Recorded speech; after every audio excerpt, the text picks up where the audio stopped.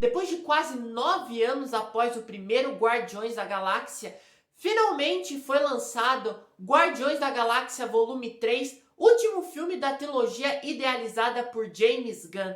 Mas será que esse filme realmente encerrou com dignidade a história dessa família desajustada que a gente aprendeu a amar? Vamos debater sobre isso!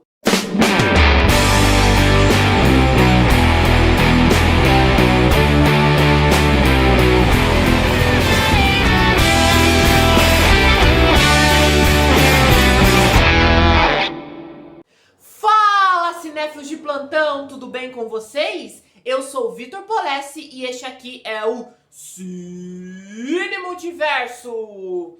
E antes de eu começar o assunto desse vídeo, por favor, se inscreve aqui no canal, ative o sininho e as notificações para você nunca perder sempre que uma live, um vídeo ou um shorts for lançado. E por favor, curta e comente, isso ajuda muito para que o conteúdo seja divulgado com mais amplitude. Então é isso, bora pro vídeo! Mas antes da gente dizer do filme propriamente dito, é preciso a gente contextualizar todo o processo de pré-produção envolvendo o filme. Originalmente, o filme seria lançado logo após Ultimato, seria um dos primeiros filmes da fase 4 da Marvel, porém a Disney descobriu uns tweets antigos do James Gunn fazendo com que ele fosse demitido da empresa e posteriormente largando a produção do filme. Nesse meio tempo, o James Gunn foi contratado pela DC para fazer o Esquadrão Suicida, e aí os atores, o elenco de Guardiões da Galáxia se manifestou dizendo que não faria um terceiro filme sem o envolvimento do James Gunn,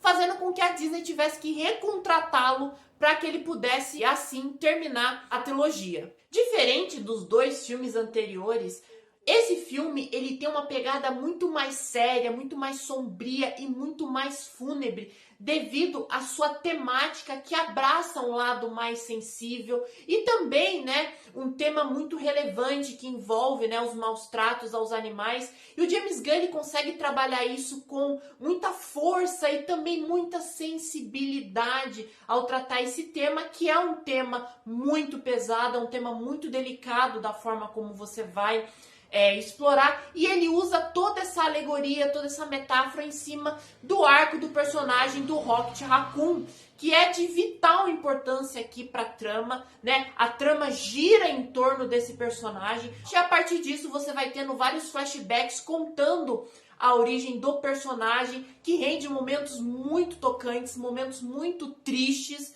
O arco do Rocket é muito bem conduzido ao longo da narrativa, fazendo você criar uma empatia por ele muito grande. Sem falar dessa temática, o filme, em termos de roteiro, em termos de narrativa, ele não apresenta nada de novo para o gênero de super-herói. Então é uma história que vai ter aqueles mesmos clichês, aquelas conveniências de roteiro, todos aqueles elementos característicos de um filme de super-herói estará presente aqui. A diferença é que o James Gunn sabe como colocar, ele sabe como conduzir essas coisas, e um ponto muito importante é a questão do humor. O humor aqui ele nunca se torna intrusivo, mas sim ele é usado como um respiro para a narrativa, pois é uma narrativa que trabalha uma urgência, trabalha uma seriedade, trabalha um peso. Então o humor ele vem como uma forma de respiro para a trama. Ainda sobre o roteiro também trabalha toda essa questão da busca pela perfeição, de você criar o ser perfeito, e aí você vê uma nítida evolução na parte de direção aqui do James Gunn. É uma direção muito segura, é uma direção estilizada.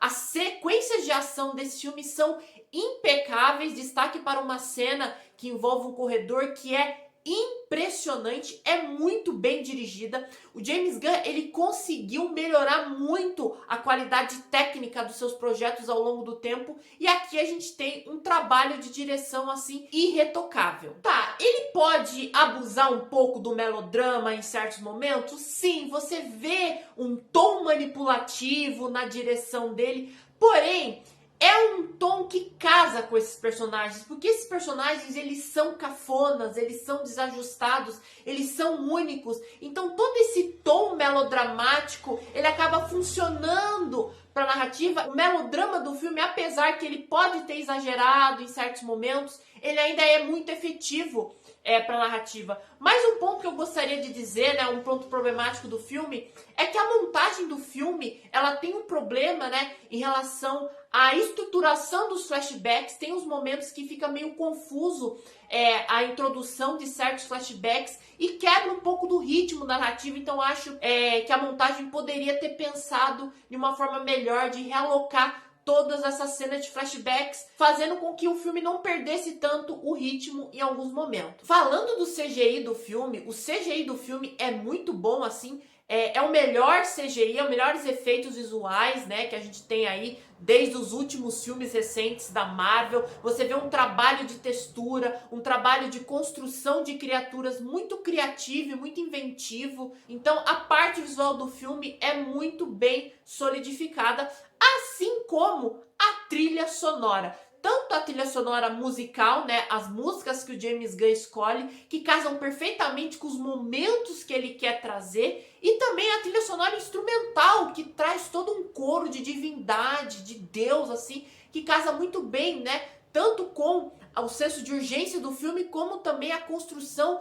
do antagonista da história. Agora, falando um pouco sobre as atuações e os personagens, né, os arcos dos nossos personagens, eu já falei um pouco do Rocket no começo, que é o coração do filme. Agora vai falar o Chris Pratt como o Senhor das Estrelas aqui. Ele tem até um arco interessante, só que não é desenvolvido como deveria, e eu acho toda a resolução final do personagem um pouco forçada. A gente tem a Zoe Saldana voltando com uma Gamora de uma outra realidade. O arco dela, né, quando se entrelaça com o do Peter Quill, é interessante, a maneira como o James Gunn trabalha tudo isso.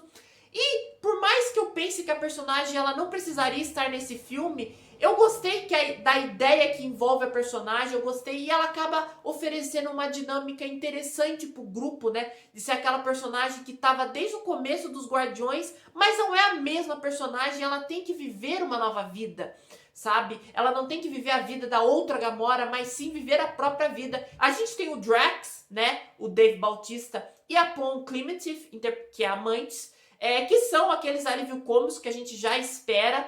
Eles estão muito bem, eu gostei muito da resolução do arco da Mantis e também da resolução do arco do Drax, que personagens, eles estão muito divertidos, eles estão hilários aqui, então rendem sim boas risadas. A Nebulosa, interpretada pela Karen Gillan, também é um excelente acerto de James Gunn. Personagem muito bem desenvolvida. Aqui você tem mais camadas de desenvolvimento. Uma personagem que começou de uma forma completamente tímida e que foi ganhando um espaço, ganhando uma força muito grande ao longo do MCU. E aqui você vê um trabalho muito interessante, né, de desenvolvimento de personagem dela. O vilão do filme, né, o Alto Evolucionário, também está muito bem.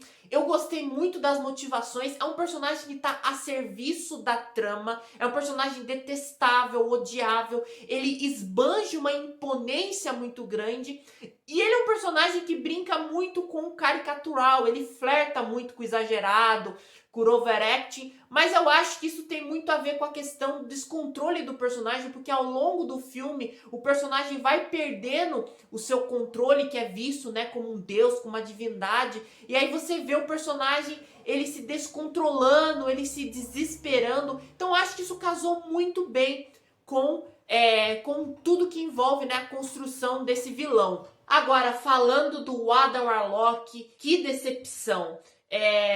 Apesar do Will Potter ele se esforçar bastante, o personagem ele não tem muito o que fazer dentro do filme. Parece que o James Gunn teve que colocar o personagem por livre e espontânea pressão da Marvel, porque tinha que colocar o personagem. Se você tirar o personagem da trama, ele não faz diferença nenhuma, sabe? Então, assim, tudo que envolve o personagem do Adam Warlock é muito fraco e muito mal desenvolvido. E para terminar, eu gostaria de dizer um ponto que, assim, pra mim faltou ousadia pro James Gunn tomar certas decisões. Quem assistiu o filme vai entender muito bem o que eu estou falando. Eu senti, eu não sei se foi preciosismo da parte dele, por causa que foi os personagens que ele popularizou, não sei se foi a Marvel, né, que falou pra ele não fazer certas coisas, mas eu senti um pouco de covardia em certas coisas envolvendo o filme. Eu acho que o filme ele poderia ter sido mais ousado em certas coisas. Por fim, Guardiões da Galáxia Volume 3 é uma despedida emocionante, sensível e respeitosa